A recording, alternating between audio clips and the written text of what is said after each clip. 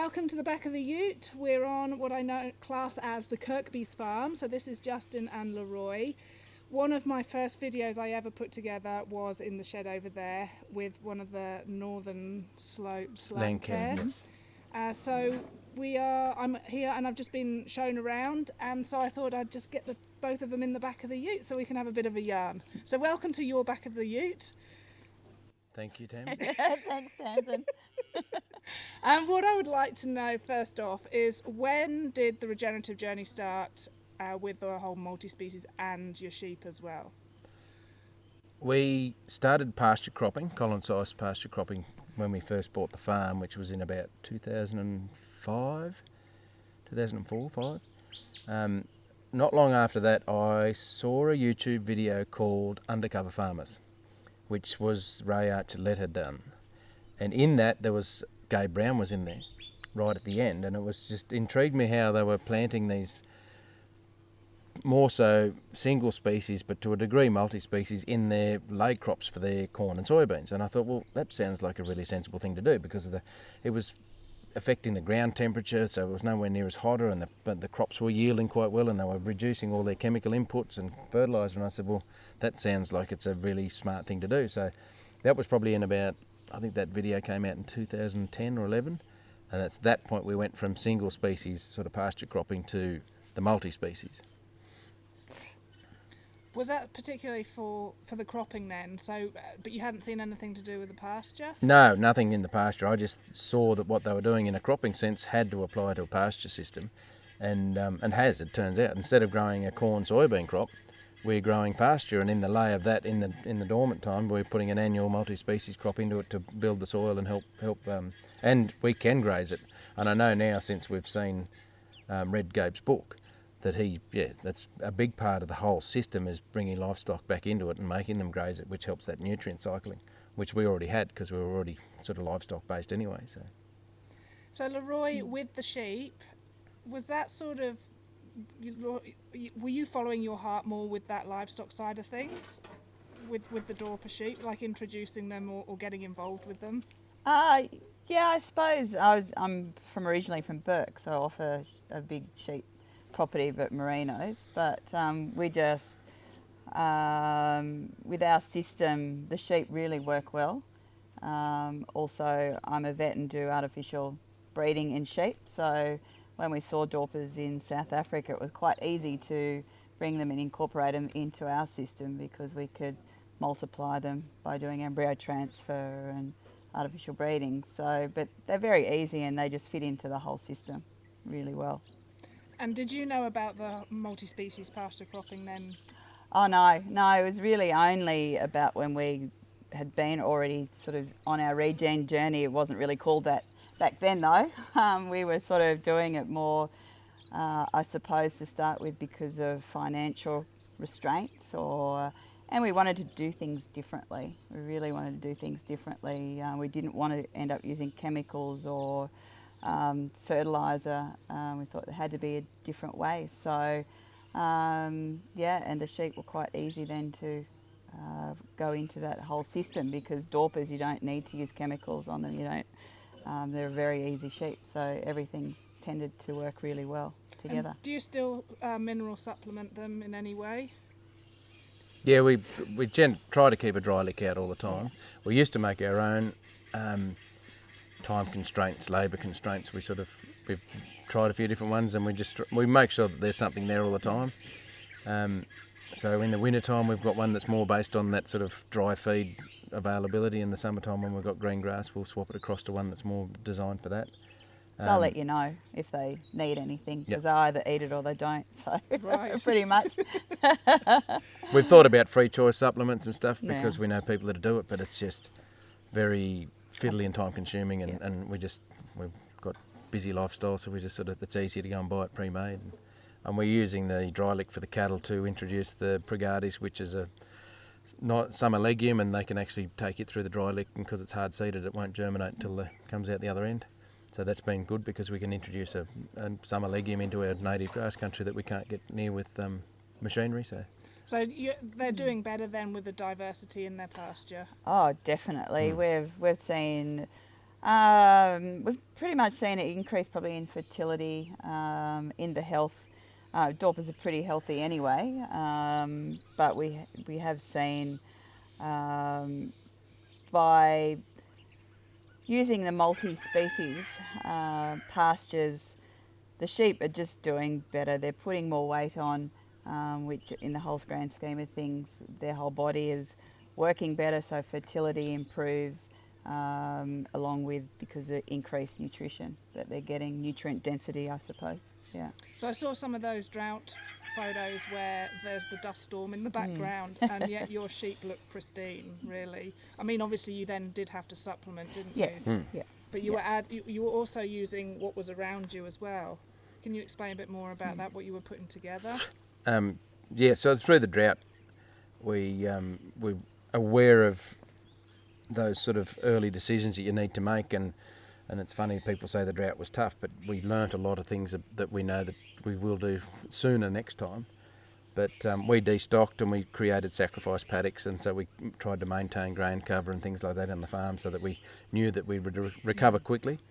And we have a bit of our farm has got sort of pine-based scrub on it, so we decided that we'd utilise the pine because, funnily enough, Dorpers do eat it.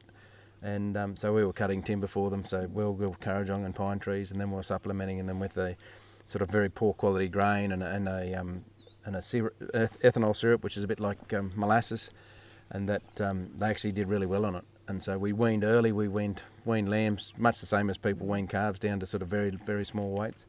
We weaned the lambs early and put them on a feedlot ration, and that allowed the mothers to recover, and we tried to keep them productive because we knew that once the drought broke, we had to have lambs on the ground to be able to generate income so that we could get back on our feet. So, do you think then the next time we go into drought, will you still have the sacrificial paddocks, or was that just because of where you were at the time? I think, well, hopefully coming out of this drought, we've recovered really quickly, and we weren't quite doing exactly what we should have been going into the drought. So we will have that ground cover up to spec and maintaining it, so when the drought will be, it may be really hard on people, and 6 months later it'll start to affect us. So that gives us a buffer of when we can make those decisions of which animals we should sell, which ones aren't productive, which ones we don't need to recover from the drought. We're a seed stock producer, the same as cattle or whatever stud, so we can't just say, we'll sell the lot and we'll... That'd be great too, but yeah. Reduce our output so that we can just and invest the money, and then when we drought breaks, we'll just buy back in. We can't do that because we're one of the oldest studs in the country, and so our genetics are not replaceable. There's nobody's got them, so we had to maintain that. So we got down to the point where we had 600 stud ewes left, and we said that's it. We can't go any lower. All the dry stock went, all our commercial stock, the cattle all went, and that was our bottom line. And we knew that we had to have at least that many sheep to breed enough rams to make enough money to get out of the drought when it broke. And we didn't borrow any money to get through the drought, so we were lucky that when it broke, we were straight away making income.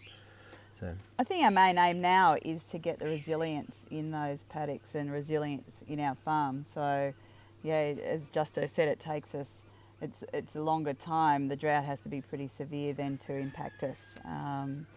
As it did last time, I think everyone was in the same situation. It went on for so long. Yeah. So let's hope next one's not as long. But yeah, we're going to be really well prepared for the next one. And is this where the salt bush has come into play? Totally. Yeah, it's our haystack in the paddock, basically. And why did you choose salt bush rather than the other grazing fodder trees? We've tried some of the other stuff. I think Lucina would grow here, but it's more of a cattle feed because it gets quite big. We've had a bit of a crack at the Tagasasti, and I don't think our environment's suited for it. I was talking to somebody the other day, and they said you just need pure sand to grow tag, and we don't have much of that. So we're open-minded. So that Pregardis, which is a tropical summer legume, and it's a perennial. So it's not a big shrub, but it's a deep-rooted perennial. So we're hoping that it'll do a little bit of that feed gap filling for us in the dry. But the salt bush is just hard to go past. It's very high in protein. It grows. It was the only green thing we had in the drought. Very big stocking density to it. In the early days, they sort of advocated that you planted salt bush quite thick. I think it was about 1,000 plants to the acre. And we've dropped that back to 400 so that we can get more diversity in between the saltbush rows of other grasses and forbs and herbs and things for that more diverse diet and more diverse plant species within the system, so that it sort of looks after itself a bit, which is what Lorroi was saying about the resilience in the system as well. So did you know about the saltbush before? Like, it has been done before? Yeah. It's not that you've just we haven't. taken it on board? We've just done it at a lighter rate so that we've got more diversity in the paddock. Yeah. My brother-in-law has grown it quite a while, but it was planted in a configuration of every 2 metres, 2 rows every 2 metres, and then 4 metres in between. Right. And he actually found that it created its own monoculture because it wouldn't let other things grow between. And because it was all protein and no carbohydrate, the stock actually didn't do very well on it because there was nothing else to eat. Okay. So the only way to get his merinos to fatten on the saltbush in that sort of a planting, because it was very dominant, was to put some grain in the paddock. Right. So we said, right, we need to we spread it don't do out, that. and we need to have some lucerne and the pregades and clovers and grass and all the other things in between, so that they've got more carbohydrate in their diet, so that then they can actually then do better on it. So that's why we've changed the system a bit. And then talking about the meat side and the flavour, it does a lot for that as well, doesn't it? Yeah, we haven't done any trial work with it, but saltbush lamb is a marketable product if we ever Okay. wanted to go down that track. Yeah. I don't think I've ever tasted any. So No, I just think it's variety in a diet just probably helps Probably I more think- so, yeah. more so. yeah, so it's not Yeah. just focused on the salt. No, bush. I think Yeah. it's because there's a variety and I think in we've the had whole it tested system. and it's like 35% protein, so it's very high in protein. So it doesn't take much to add to that diet to be a productive feed source for the stock. Yeah. So. Oh, well, thank you so much for your hospitality. I've really enjoyed today. Sorry, it went on and on and on. Technical issues and things. Yes, my cameras wouldn't work and memory cards. But is there anything else you'd like to add, just as a finisher, or? Probably the thing on the back of, we actually had a field day on Monday, which was based on the multi-species pasture cropping thing. And it was a practical day. Everybody we were out in the paddock, or not looking at slides. And the biggest thing I sort of tried to get to everybody was, don't be overly confused by being too complex. Just try something different.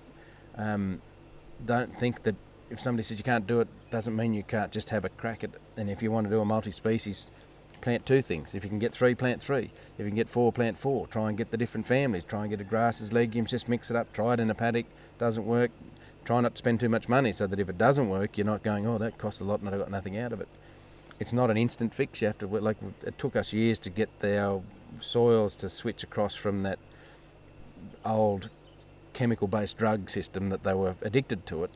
We had to wean them off, and so it wasn't just stop using it, because we have had people said, oh, I stopped putting fertiliser under my plant, and it looked horrible.